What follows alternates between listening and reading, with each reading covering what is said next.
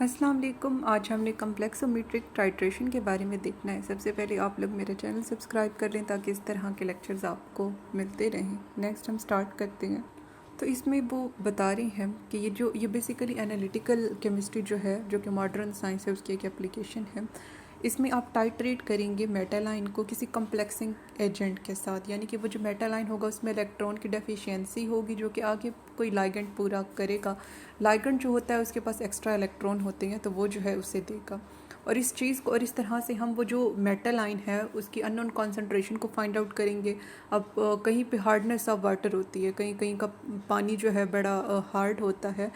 तो इस बात का मतलब ये है कि वहाँ उस पानी के अंदर मेटल आयन ज़्यादा है, तो इन मेटल आयन को रिमूव किया जाता है। उस वाटर को पोर्टेबल पानी को पीने के काबिल जो है बनाया जाता है। तो यही करते हैं कि उसमें हम चिलोन डाल देते हैं, यानी कि वो चीज़ जाकर मेटल के साथ रिएक्ट कर लेगी और प्रेसिपिटेट की शक्ल में ऊपर आ जाएगी और वो जो पानी है साफ़ हो जाएगा। तो इस तरह से ना इसकी एप्लीकेशन है। कहीं पे भी मेटल है, किसी की बॉडी में मेटल ज़्यादा हो गई हैं ड्रग्स की वजह से या फिर कोई और किसी बीमारी की वजह से वो पिल्स वो बंदा लेता रहा है तो उसके अंदर ये ज़्यादा हो गई हैं, तो फिर वो जो एक्स्ट्रा मेटल है उसे रिमूव किया जाएगा ऐसी मेडिसिन्स दे के जिनके अंदर चिलोन होंगे, यानी कि जिनके पास इलेक्ट्रॉन होंगे। वो इस इलेक्ट्रॉन डेफिशिएंट मेटल को इलेक्ट्रॉन देगा और इस तरह से वो जो है रिमूव हो जाएगा। तो इसमें वो यही कह रही हैं कि इसे हम चिलोमेट्रिक टाइट्रेशन भी कहते हैं, ईडीटीए, क्योंकि इसमें जो मेन स्टैंडर्ड सोल्यूशन यूज़ होता है वो ethylene diamine tetra acetic acid का होता है, जो कि हेक्साडेंटेट यानी कि 6 इलेक्ट्रॉन के पेयर दे सकता है, लेकिन वो जो रिंग बनाएगा वो 5 मेंबर्ड होगा। ये बात आपने याद रखनी है। और ये जो चिलोन्स हैं जैसा कि ईडीटीए है, ये रिएक्ट करेगा मेटल आयन के साथ और जो बनेगा वो चिलेट होगा। और फिर वो कह रही हैं कि इक्वलेंस पॉइंट और एंड पॉइंट की टर्म्स यहाँ पर यूज़ होती है। कि इक्वलेंस पॉइंट ये होता है कि जब मेटल की और वो जो आपने चीज़ डाली है चिलोन, उसकी मिकदार एक दूसरे के बराबर हो जाएगी कि वो एक दूसरे को न्यूट्रलाइज कर सकते हैं। और इस चीज़ का पता आप कैसे चला सकते हैं? इलेक्ट्रोमीट्रिकली, यानी कि इलेक्ट्रॉन फ्लो करेंगे तो हमें पता चल जाएगा, ठीक है। या फिर इंडिकेटर से कलर चेंज होगा, तो ये कलर चेंज होना, करंट का अपेयर होना, ये एंड पॉइंट है। लेकिन जब मिकदारें दोनों की इक्वल हो जाती हैं वो इक्वलेंस पॉइंट होता है। नेक्स्ट वो कह रहे हैं कि जो मेटल आयन होते हैं किसी भी सोल्यूशन में होते हैं वो हमेशा सॉल्वेटेड होते हैं, किसी ना किसी सॉल्वेंट ने उन्हें घेरा हुआ ही होता है। ज़ाहिर है इलेक्ट्रॉन डेफिशिएंट है तो हर चीज़ स्टेबल होना चाहती है, तो कहीं किसी ना किसी सॉल्वेंट ने उन्हें सराउंड किया हुआ ही होगा। तो लाइगेंड के मालिक्यूल आके जस्ट ये करते हैं कि इन्हें डिस्प्लेस कर देंगे, इनकी जगह ले लेंगे।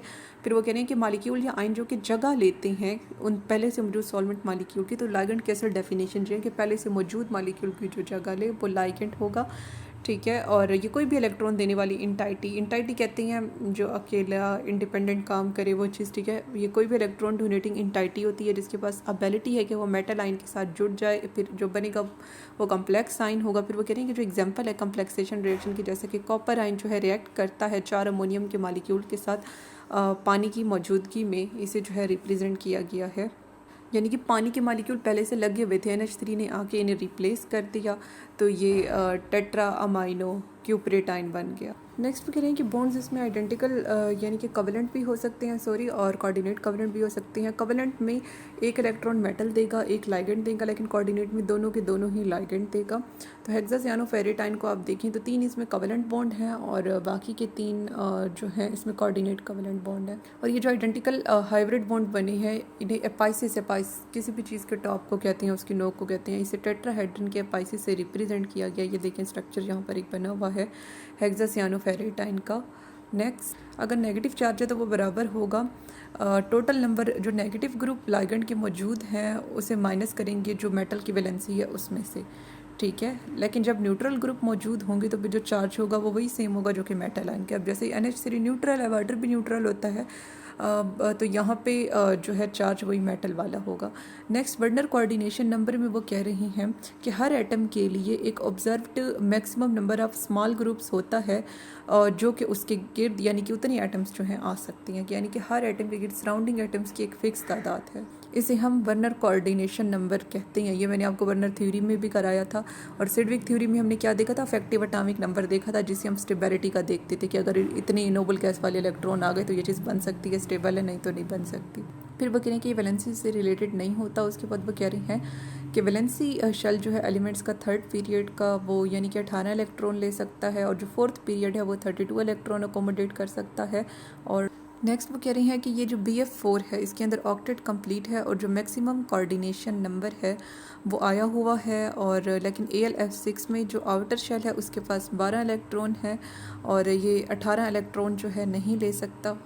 तो 18 इलेक्ट्रॉन नहीं ले सकता क्योंकि मैक्सिमम कोऑर्डिनेशन नंबर इसका अचीव हो गया, यानी कि वैसे तो इसके वैलेंसी के मुताबिक 18 इलेक्ट्रॉन आने चाहिए, लेकिन 12 से ही पूरा हो गया तो मज़ीद इलेक्ट्रॉन नहीं आ सकते। तो यहाँ पे वो ये जाहिर करने की कोशिश कर रहे हैं कि अगरचे वैलेंसी 18 है लेकिन अगर ये 12 पे पूरा हो रहा है तो 12 ही रहेगा, यानी कि इसका वैलेंसी से कोई लेना देना नहीं है। वो कह रही हैं कि ये जो वर्नर की लिमिटेशंस हैं इसके ज़रिए से मेटल जो है इनर्ट गैस का स्ट्रक्चर जो है अटेन कर सकता है। इनर्ट गैस यही जो नोबल गैसेज है हमारे पास, और इस यानी कि एक दूसरे लफ्ज़ों में उसका स्ट्रक्चर हासिल करने का मतलब है कि स्टेबिलिटी हासिल कर सकता है, और यही जो है वजह है कम्प्लेक्स रिएक्शन की। वो कह रही हैं कि वो लाइगेंड जो कि मेटल आयन से सिर्फ एक ही जगह से जुड़ सकते हैं उन्हें 1, 2, 3 यानी कि एक दांत वाले या यूनिडेंटेड लाइगेंड कहते हैं। फिर वो कह रही हैं कि इसमें कौन कौन आ जाता है, halide ion, chloride, fluoride ion, cyanide ion, ammonia.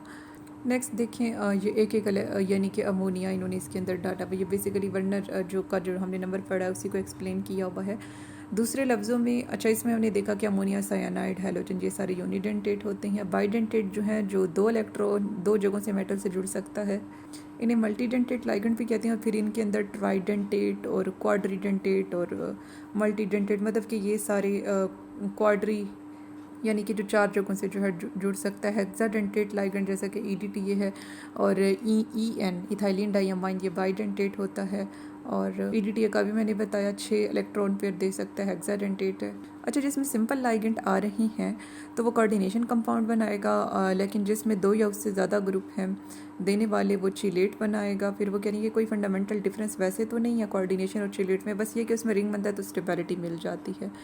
ठीक है, तो नेक्स्ट वो कह रही है कि जो चिलेट है इसे आप यूँ बयान कर सकते हैं कि हेट्रोसाइक्लिक रिंग होता है जिसमें मेटल आयन उस रिंग का मेंबर होता है, और जो स्टेबिलिटी है चिलेट की वो ज़्यादा होती है। यूनिडेंटेट जो मेटल कम्प्लेक्स है उससे ज़्यादा होती है क्योंकि इसमें रिंग बना हुआ होता है। नेक्स्ट वो कह रही हैं कि लाइगेंड जिनमें एक से ज़्यादा इलेक्ट्रॉन डोनेटिंग ग्रुप में उन्हें चिलेटिंग एजेंट कहेंगे। फिर वो कह रहे हैं कि इसमें जो कम्प्लेक्स बनाने वाले एजेंट्स हैं वो अमाइनो और कार्बोक्सिलेट आयन हैं। उसके बाद वो कह रही हैं कि सारे मल्टीडेंटेट लाइगेंड में ये कंपोनेंट तो लाजमी होता है। नेक्स्ट वो कह रही हैं कि जो सोलिबिलिटी है इस मेटल चिलेट की पानी में वो डिपेंड करती है हाइड्रोफिलिक ग्रुप पे जो कि carboxylic group SO3 sulphonic group SO3H है, NH2 है, OH है। लेकिन जब एसिडिक बेसिक दोनों ग्रुप मौजूद हैं तो फिर ये वाइड रेंज ऑफ pH के ऊपर जो है सोलेबल होगा। हाइड्रोफिलिक वाटर लविंग ग्रुप नहीं है तो सोलिबिलिटी स्लो होगी, लेकिन ऑर्गेनिक सॉल्वेंट जो कि नॉन पोलर हैं उसमें ये लाइक डिजोल्व लाइक के प्रिंसिपल के मुताबिक डिजोल्व हो सकते हैं। फिर वो कह रहे हैं कि सिक्वेस्टिंग एजेंट की टर्म इस्तेमाल होती है वो चिलेटिंग एजेंट जो कि ऐसे कम्प्लेक्स बनाएंगे जो कि पानी में सोलेबल होंगे। वो कह रहे हैं कि मेटल अगरचे सोल्यूशन में नॉर्मल आयनिक रिएक्शन वो नहीं देगा। EDTA सिक्वेस्ट्रिंग एजेंट है, वाटर सोलेबल चिलेट बनाएगा, और जो ऑक्साइम है और सैलिस एल्डो ऑक्साइम है ये वाटर इंसोलेबल वो बनाएंगे चिलेट्स। इनके स्ट्रक्चर नीचे बने हुए आप देख सकते हैं। फिर वो कहने कि ये जो वाटर सोलेबल चिलेट है इन्हें ऑर्गेनिक सॉल्वेंट से आप बाहर नहीं निकाल सकते, और जो बाकी ये ऑक्साइम वगैरह बनाएंगे उससे आप ऑर्गेनिक सॉल्वेंट से निकाल सकते हैं। नेक्स्ट वो कह रहे हैं कि मिसाल के तौर पर ये डाईमिथाइल का जो ऑक्साइम है ये पानी के अंदर बहुत कम सोलेबल होता है, और जो ग्रेविमेट्रिक कैलकुलेशन होती है मैस की बेस पे, क्वांटिटी की बेस पे, इसके लिए इस्तेमाल होता है। नेक्स्ट वो कह रहे हैं कि ये जो EDTA है ये सब के साथ तकरीबन बना सकता है चिलेट, और ये जनरल रिएक्शन एनालिटिकल मेथड का इन्हें कम्प्लेक्सोमीटर या EDTA टाइट्रेशंस कहेंगे। नेक्स्ट EDTA खुद वाटर में सोलेबल नहीं है, इसका डाइसोडियम साल्ट पानी में सोलेबल होता है, इसे प्रेफर करते हैं, और ये नॉन हाइग्रोस्कोपिक है यानी कि पानी में ये वाटर अब्जॉर्बिंग ये नहीं होता, और ये बहुत स्टेबल सिक्वेस्ट्रिंग एजेंट है, वाटर सोलेबल चिलेट बनाएगा। ऑक्साइन 8 जैसे 8 हाइड्रोक्सीक्विनोलिन भी आप कहते हैं। ऑक्साइन पिछला था, ये ऑक्साइन है, तो ये जो ऑक्साइन है वाटर इंसोलेबल बनाता है, वो भी वाटर इंसोलेबल बनाते हैं। एक चीज़ इसमें कॉमन है ऑक्साइन इनमें NOH ग्रुप आ रहा है, तो ये दोनों ही 8 हाइड्रोक्सीक्विनोलिन यानी कि ऑक्साइन और EDTA इस्तेमाल होते हैं एनालिटिकल केमिस्ट्री में। या तो ये यानी कि अलग कर देंगे, लाइब्रेट कर देंगे, या सोलेबलाइज कर लेंगे मेटल आयन को।